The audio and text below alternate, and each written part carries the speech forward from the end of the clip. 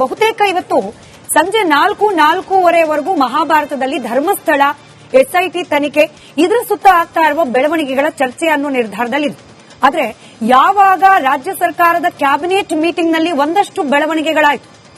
ಅದರಲ್ಲೂ ಜಾತಿ ಗಣತಿ ಅರ್ಥಾತ್ ಸಾಮಾಜಿಕ ಶೈಕ್ಷಣಿಕ ಆರ್ಥಿಕ ಮರು ಸಮೀಕ್ಷೆ ವಿಚಾರದಲ್ಲಿ ಕಾಂಗ್ರೆಸ್ ಪಕ್ಷದಲ್ಲೇನೆ ಸಚಿವರ ನಡುವೆನೇ ಗೊಂದಲಗಳಿದೆ ಅನ್ನೋ ವಿಚಾರ ಬಂತು.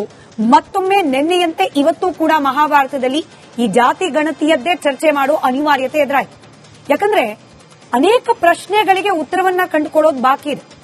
ಈ ಜಾತಿ ಸಮೀಕ್ಷೆ ಹೆಸರಲ್ಲಿ ಹಿಂದೂಗಳನ್ನ ಒಡೆಯೋ ಹುನ್ನಾರಕ್ಕೆ ಮುಂದಾಗಿದೆಯಾ ಕಾಂಗ್ರೆಸ್ ಸರ್ಕಾರ?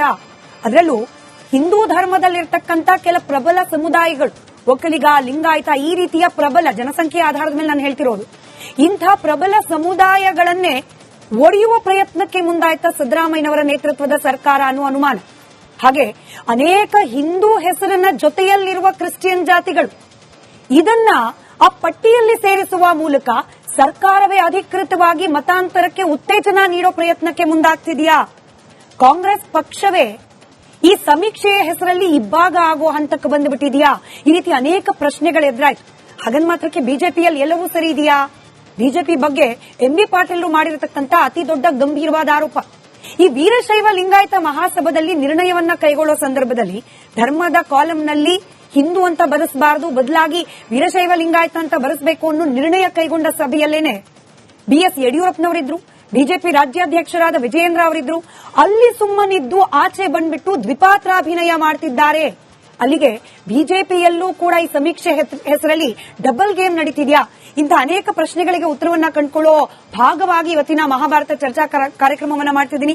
ಈ ಚರ್ಚೆಯಲ್ಲಿ ಬಿಜೆಪಿ ವಕ್ತಾರರಾದ ರಘು ದೊಡ್ಡೇರಿ ಅವರಿದ್ದಾರೆ, ಹಾಗೆ ಜೆಡಿಎಸ್ನ ವಕ್ತಾರರಾದ ದೇವರಾಜ್ ಅವರಿದ್ದಾರೆ, ಬ್ರಾಹ್ಮಣ ಮಹಾಸಭಾದ ಸದಸ್ಯರು ಮುಖಂಡರಾದ ರಾಘವೇಂದ್ರ ಭಟ್ ಅವರಿದ್ದಾರೆ. ನಮಸ್ಕಾರ, ಎಲ್ಲರಿಗೂ ಕಾರ್ಯಕ್ರಮಕ್ಕೆ ಸ್ವಾಗತ. ಬಿಜೆಪಿ ಅವರು ಚಂದ್ರಶೇಖರ್ ಅವರು, ಕ್ಷಮೆ ಇರಲಿ, ನಮ್ಮ ರೆಗ್ಯುಲರ್ ಅತಿಥಿ ಅವ್ರನ್ನ ಹೆಂಗ್ ಕನ್ಫ್ಯೂಸ್ ಆದ್ರೆ ಗೊತ್ತಿಲ್ಲ. ಎನಿವೆ, ಕೆಲವೇ ಕ್ಷಣಗಳಲ್ಲಿ ಹಿರಿಯ ಪತ್ರಕರ್ತರು ರವೀಂದ್ರ ರೇಷ್ಮೆ ಅವರು ಕೂಡ ಜಾಯಿನ್ ಆಗೋ ನಿರೀಕ್ಷೆ ಇದೆ. ಕಾಂಗ್ರೆಸ್ ವಕ್ತಾರರು ರಘು ದೊಡ್ಡೇರಿ ಅವರು ಜಾಯಿನ್ ಆಗೋ ನಿರೀಕ್ಷೆ ಇದೆ. ಅವ್ರು ಬಂದ ನಂತರದಲ್ಲಿ ಅವ್ರನ್ನ ಪ್ರಶ್ನೆ ಮಾಡ್ತೀನಿ. ಆದ್ರೆ ಮೊದಲಿಗೆ ದೇವರಾಜ್ ಸರ್, ನಿಮ್ಮಿಂದಲೇ ಪ್ರಾರಂಭ ಮಾಡ್ತಾ, ಹಿಂದೂಗಳನ್ನ ಒಡೆಯುವ ಹುನ್ನಾರವನ್ನ ಮಾಡಲಾಗ್ತಿದೆ ಅನ್ನೋ ಅತಿದೊಡ್ಡ ಆರೋಪ ಕಾಂಗ್ರೆಸ್ ಸರ್ಕಾರದ ವಿರುದ್ಧವಾಗಿ ವಿರೋಧ ಪಕ್ಷದ ಸದಸ್ಯರುಗಳು, ನೀವು ಹಾಗೆ ಬಿಜೆಪಿಯವರು ಮಾಡ್ತಿದ್ದೀರಿ. ಆದ್ರೆ ಸಿದ್ದರಾಮಯ್ಯನವರು ಹೇಳೋ ಪ್ರಕಾರ ಏನು, ಹಿಂದುಳಿದವರನ್ನ, ಅದರಲ್ಲೂ ಆರ್ಥಿಕವಾಗಿ, ಶೈಕ್ಷಣಿಕವಾಗಿ, ಸಾಮಾಜಿಕವಾಗಿ ಹಿಂದುಳಿದವರಿಗೆ ಒಂದಷ್ಟು ಸೌಲಭ್ಯಗಳನ್ನ ಕೊಡಿಸಬೇಕು ಅಂದ್ರೆ ಈ ಸಮೀಕ್ಷೆ ಅಥವಾ ಮರು ಸಮೀಕ್ಷೆ ಅನಿವಾರ್ಯ ಅಂತ ಹೇಳಿ. ಇಲ್ಲೂ ಕೂಡ ಜಾತಿ ಧರ್ಮ ಈ ನಿಟ್ಟಿನಲ್ಲಿ ಪಾಲಿಟಿಕ್ಸ್ ಬೇಕಾ ಅಂತ? ಇಲ್ಲೇನಾಗಿದೆ, ಸನ್ಮಾನ್ಯ ಸಿದ್ದರಾಮಯ್ಯನವರ ನೇತೃತ್ವದ ಸರ್ಕಾರ ಏನಾಗಿದೆ, ಇವತ್ತು ನಾವು ಒಬಿಸಿಗಳ ಪರವಾಗಿ, ಹಿಂದುಳಿದವರ ಪರವಾಗಿದ್ದೀವಿ ಅಂತಕ್ಕಂಥದನ್ನ ತೋರಿಸ್ಕೊಳ್ಳಿಕ್ಕೋಸ್ಕರ, ತೋರ್ಪಡಿಕೆಗೋಸ್ಕರ ಹಲವಾರು ನಿರ್ಣಯಗಳನ್ನು ಮಾಡ್ತಿದೆ. ಯಾಕೆಂದ್ರೆ ಅವರ ಉದ್ದೇಶ ಸ್ಪಷ್ಟವಾಗಿಲ್ಲ, ಪ್ರಯತ್ನ ಪ್ರಾಮಾಣಿಕವಾಗಿಲ್ಲ. ಇದು ನಾನು ಯಾಕೆ ಹೇಳ್ತಿದ್ದೀನಿ, ಇದು ಸ್ಪಷ್ಟವಾಗಿ ದಾಖಲೆಗಳ ಸಮೇತ ಇವತ್ತು ಹೇಳ್ತಿದ್ದೀನಿ. ಈಗ ಸನ್ಮಾನ್ಯ ಸಿದ್ದರಾಮಯ್ಯನವರು ವಕೀಲರಾಗಿದ್ದಂಥವ್ರು, ಅವರಿಗೆ ಸ್ಪಷ್ಟವಾಗಿ ಗೊತ್ತಿದೆ ಈ ಸೆನ್ಸಸ್ ಆಕ್ಟ್ 1948 ಏನ್ ಹೇಳುತ್ತೆ ಅಂತ ಹೇಳಿ. ಅಮ್ಮ, ಅದರಲ್ಲಿ ಏನು ಬಹಳಷ್ಟು ಸ್ಪಷ್ಟವಾಗಿ ಹೇಳುತ್ತೆ, ಸೆನ್ಸಸ್ಗೂ ಮತ್ತು ಸರ್ವೆಗೂ ವ್ಯತ್ಯಾಸ ಇದೆ, ಅದನ್ನ ಯಾವ ರೀತಿ ಡಿಫೈನ್ ಮಾಡಬೇಕು ಅನ್ನೋದನ್ನ ಹೇಳುತ್ತೆ. ಅದನ್ನು ಒಂದೇ ಒಂದು ಅರ್ಧ ನಿಮಿಷದಲ್ಲಿ ಹೇಳ್ತೀನಮ್ಮ. Census means collection of accurate facts and verifiable details. ಇದು ಸೆನ್ಸಸ್. ಇದನ್ನ ಮಾಡ್ಲಿಕ್ಕೆ ಇರತಕ್ಕಂಥದ್ದು ಕೇಂದ್ರ ಸರ್ಕಾರಕ್ಕೆ ಮಾತ್ರ ಅವಕಾಶ ಇದೆ, ಇವತ್ತು ರಾಜ್ಯ ಸರ್ಕಾರ ಇದನ್ನ ಮಾಡೋಗಿಲ್ಲ. ಗಣತಿ ರಾಜ್ಯ ಸರ್ಕಾರ ಮಾಡೋಗಿಲ್ಲ. ಈಗಮ್ಮ ಸರ್ವೆ ಮಾಡ್ಲಿಕ್ಕೆ ರಾಜ್ಯ ಸರ್ಕಾರಕ್ಕೆ ಅವಕಾಶ ಇದೆ. ಸರ್ವೆನ ಯಾವ ರೀತಿ ಮಾಡಬೇಕು ಅಂತ ಇದೇ ಆಕ್ಟ್ ಹೇಳುತ್ತೆ. ಸ್ಯಾಂಪಲ್ ಕಲೆಕ್ಷನ್ಸ್ ಮಾಡ್ಕೋಬೇಕು, analysis of general public opinion ಇದು ಮಾಡಬೇಕು ಅಂತ ಹೇಳಿ. ಅಮ್ಮ, ಆಯೋಗವನ್ನ ಸನ್ಮಾನ್ಯ ಮುಖ್ಯಮಂತ್ರಿಗಳು ರಚನೆ ಮಾಡಿದ ನಂತರ ಆಯೋಗದ ಅಧ್ಯಕ್ಷರು ಯಾವುದೇ ಸಮುದಾಯದ ಸಂಘಟನೆಗಳನ್ನ ಕರೆದು ಮಾತನಾಡಲಿಲ್ಲ ಅಂತಕ್ಕಂಥದ್ದು ಈ ರಾಜ್ಯದ ದೌರ್ಭಾಗ್ಯ. ಯಾಕೆಂತಂದ್ರೆ ನಾವೇ ಆಗಲಿ, ಒಕ್ಕಲಿಗರೇ ಆಗಲಿ, ಲಿಂಗಾಯತರೇ ಆಗಲಿ, ಬ್ರಾಹ್ಮಣರೇ ಆಗಲಿ, ಜೈನರೇ ಆಗಲಿ, ಯಾರೊಬ್ರು ಸಹ ಈ ಸಮೀಕ್ಷೆ ವಿರುದ್ಧವಾಗಿಲ್ಲಮ್ಮ. ನಾವು ಸಹ ಇದನ್ನು ಒತ್ತಾಯ ಮಾಡ್ತೀವಿ, ಮಾಡಿ, ಆದ್ರೆ ಅದನ್ನು ವೈಜ್ಞಾನಿಕವಾಗಿ ಮಾಡಿ, ಕಾನೂನುಬದ್ಧವಾಗಿ ಮಾಡಿ.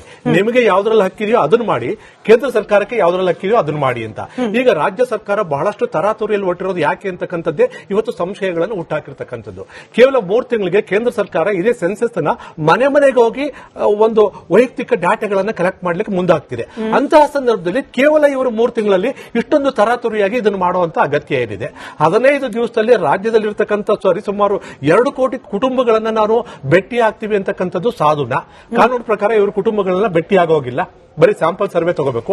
ಕಾನೂನು ವಿರುದ್ಧವಾಗಿ ಇದನ್ನ ಮಾಡ್ತಾರೆ. ಇವರು ಮೊನ್ನೆ ಸಿದ್ದರಾಮಯ್ಯವರು ಚೆನ್ನಾಗಿ ಗೊತ್ತು, ನಾನು ಇದನ್ನ ಮಾಡ್ಲಿಕ್ಕೆ ಕೊಡ್ತಿದ್ದಂಗೆ ಬೇರೆ ಸಮುದಾಯಗಳು ಕೋರ್ಟ್ಗೆ ಹೋಗ್ತಾರೆ ಅಂತ ಹೇಳಿ. ಕೋರ್ಟ್ಗೆ ಹೋಗಿ ನಿಂತು ಹೋದ್ರೆ, ನೋಡಪ್ಪ ನಾನು ಮಾಡ್ಲಿಕ್ಕೆ ಕೊಟ್ರೆ ಇವಾಗ ಹಿಂದುಳಿದವ್ರ ವಿರುದ್ಧವಾಗಿ ಪ್ರಬಲ ಜಾತಿ ಬೇರೆ ಜಾತಿಗಳೆಲ್ಲ ಇದಕ್ಕೆ ವಿರುದ್ಧವಾಗಿದ್ದಾರೆ, ಇದನ್ನು ತಡೆ ತಂದಿದ್ದಾರೆ ಅಂತಕ್ಕಂಥದ್ದನ್ನು ಹೇಳ್ಕೊಂಡು ಇವರು ಹಿಂದುಳಿದ ಜಾತಿಯ ನಾಯಕರು ಅಂತ ಅನ್ಸ್ಕೊಳ್ಳಿ ಕೊಟ್ಟಿರತಕ್ಕಂಥ ಉನ್ನಾರ ಅಲ್ಲ, ಇವತ್ತು ಕ್ಯಾಬಿನೆಟ್ ನಲ್ಲಿ ಅದನ್ನ ಬಹಿರಂಗವಾಗಿ ಸಿದ್ದರಾಮಯ್ಯನವರೇ ಹೇಳಿದ್ದಾರೆ ಅನ್ನೋ ಮಾಹಿತಿ ಇದೆ ಸರ್. ನಮ್ಮ ರಿಪೋರ್ಟರ್ಗಳಿರೋದ್ರಿಂದ ನಾನು ಅದನ್ನ ಅಧಿಕೃತ ಅಂತಾನೆ ಹೇಳಬಹುದು.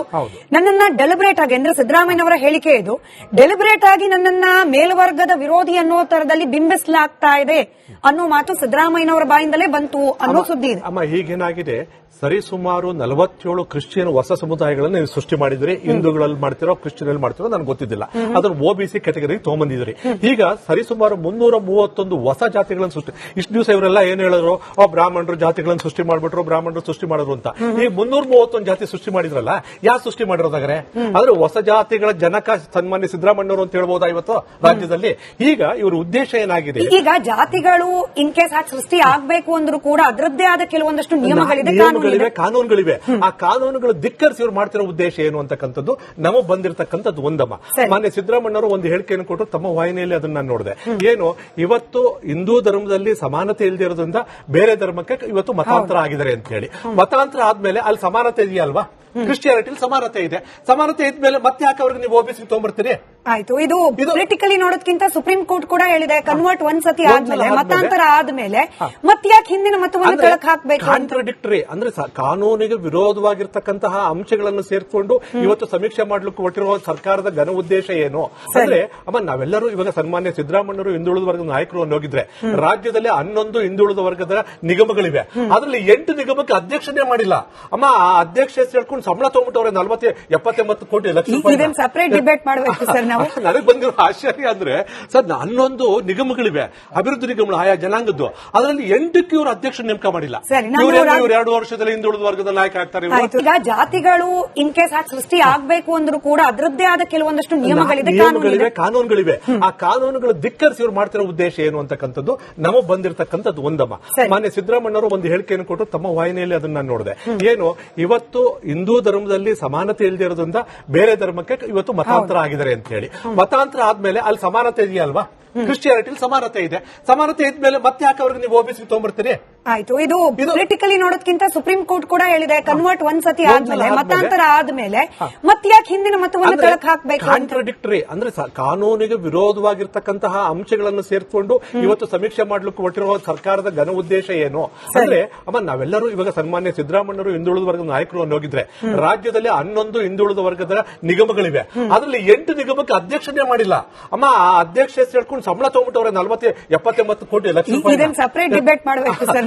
ನನಗೆ ಬಂದಿರೋ ಆಶ್ಚರ್ಯ ಅಂದ್ರೆ ಸರ್, 11 ನಿಗಮಗಳಿವೆ, ಅಭಿವೃದ್ಧಿ ನಿಗಮಗಳು ಆಯಾ ಜನಾಂಗದ್ದು. ಅದರಲ್ಲಿ 8ಕ್ಕೆ ಇವರು ಅಧ್ಯಕ್ಷ ನೇಮಕ ಮಾಡಿಲ್ಲ. ಇವರು 2 ವರ್ಷದಲ್ಲಿ ಹಿಂದುಳಿದ ವರ್ಗದ ನಾಯಕ ಆಗ್ತಾರೆ.